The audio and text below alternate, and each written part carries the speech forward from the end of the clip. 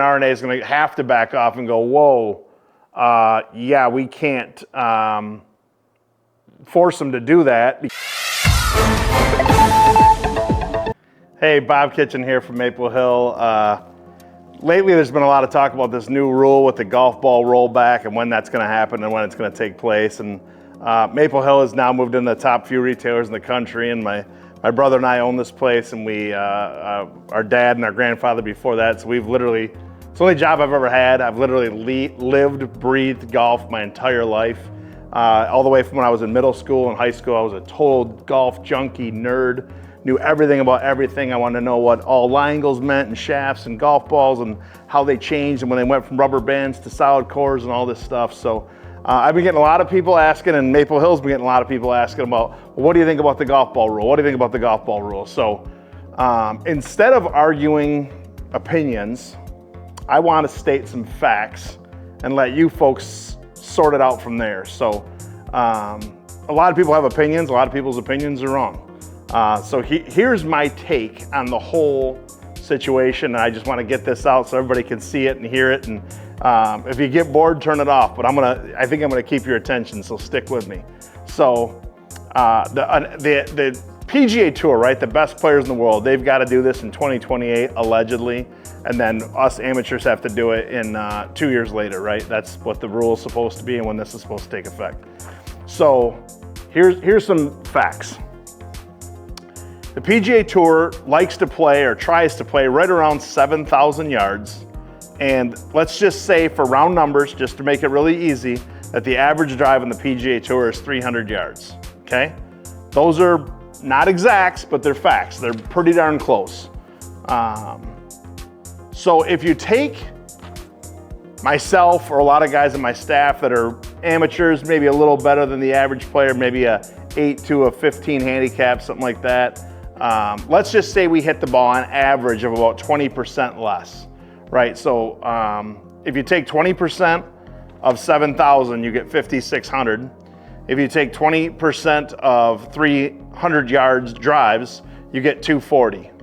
So tell me how many amateurs that are pretty good, not great, are playing 5,600 yards. I can tell you that it's almost no one. Almost every golf course is set up for the amateur player from the white tees. There's a lot of guys that have egos and want to play the blues, are playing anywhere between 6,000 and 6,600. So they're playing a golf course that's harder than what the best players in the world are playing.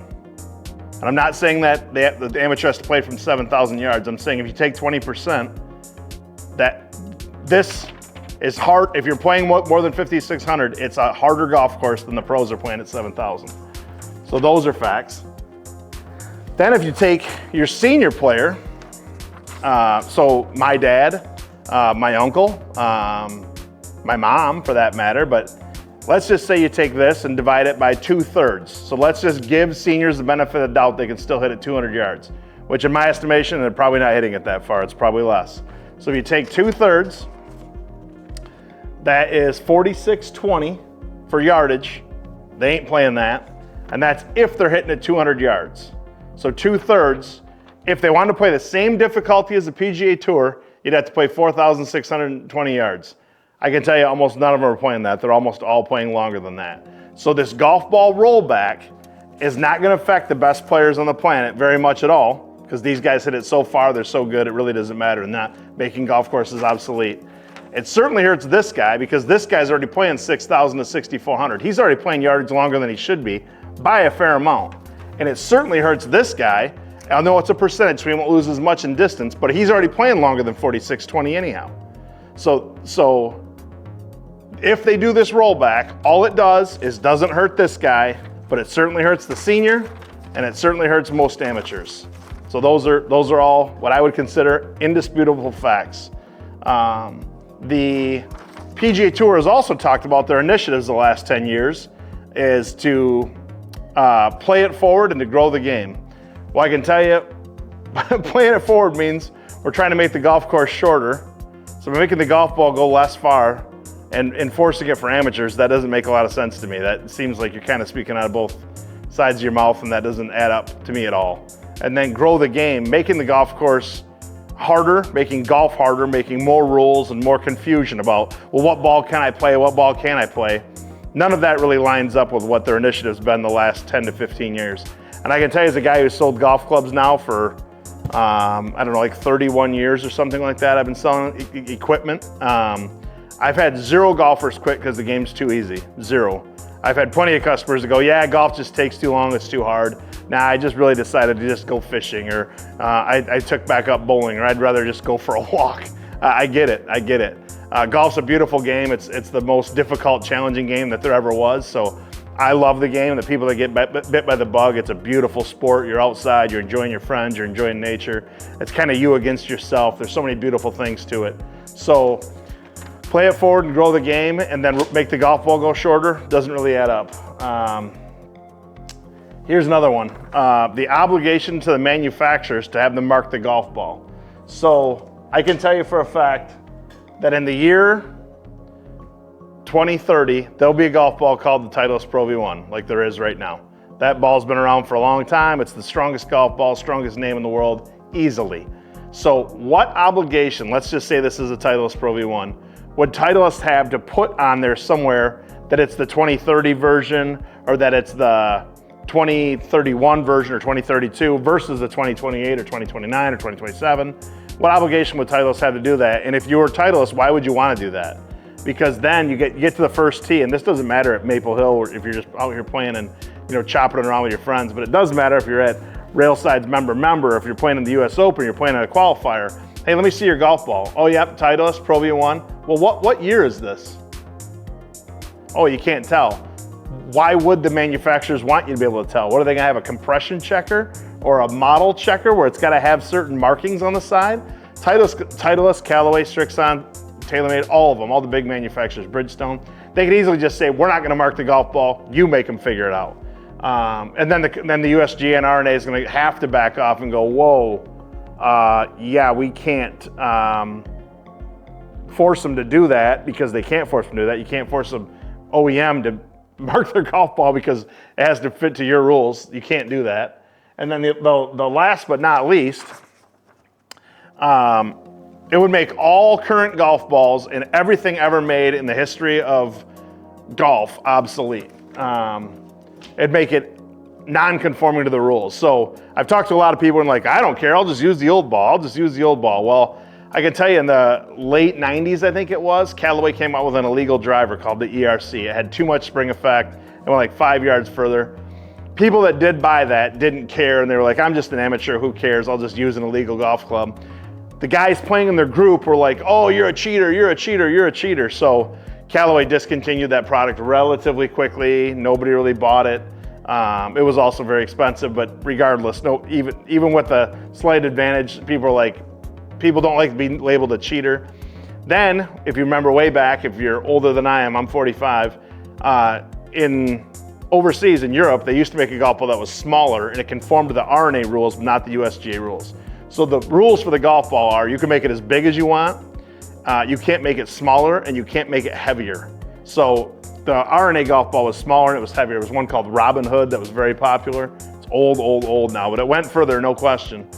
And that golf ball did not do well in the United States, did not sell well. Anybody that was using it was labeled a cheater. People were like, I just buy it for scrambles. I just play in scrambles. Okay, I get all that. So if the rule goes through and people start playing with the older golf balls, the 2029s, 2028s, whatever, if the rule goes through, people will be labeled as cheaters, and nobody likes to be labeled a cheater. I can tell you that for a fact, because this isn't new news. This is history repeating itself. This has already happened once before when they had the USGA and RNA had to get on the same page. So the golf ball being obsolete and all the old ones, like, people are still gonna buy them, yes, but only for a certain period of time, and then they're basically all gonna be wiped out because you can't play them in member guest, club championships, anything that matters. You can't use the old ball because then you're a cheater. Nobody wants to do that. But I also don't know how you'd be able to distinguish which one's which. So anyhow, all this hubbub and all this fuss has been built up into what I consider absolutely nothing. I don't think there's any chance in the world they're gonna actually go through with this and actually tell the manufacturers to do it. I think that all the OEMs, Callaway and Titleist and all the really, really powerful ball manufacturers are gonna say, listen, we're not doing this. We can't do this.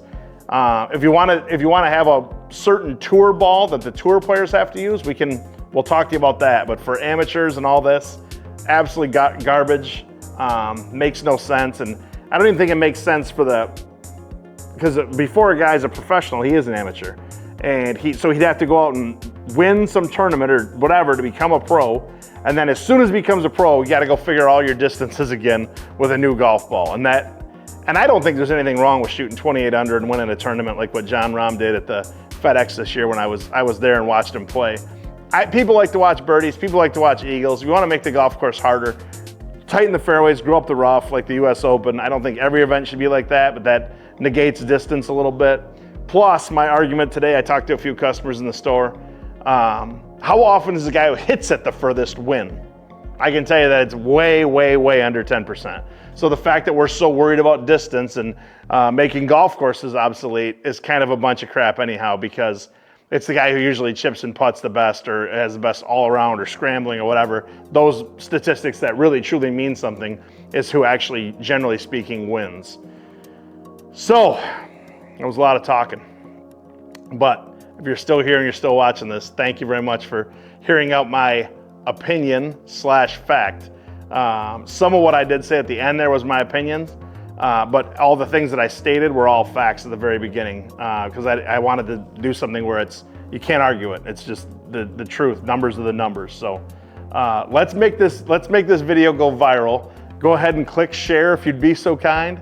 If it's on Instagram or on Facebook, let's just give it as many likes as possible, and let's get this thing out there so more people can see this. And I hope some of these guys that sit in offices that are not in touch with reality and the golf business get this in front of their eyes at some point in time and watch this video and go, you know what, that kid from Michigan has a little bit of an idea what he's talking about, a little bit of a clue. And those are unarguable facts. So thank you very much for your help. I appreciate one and all for watching this, and have a great day.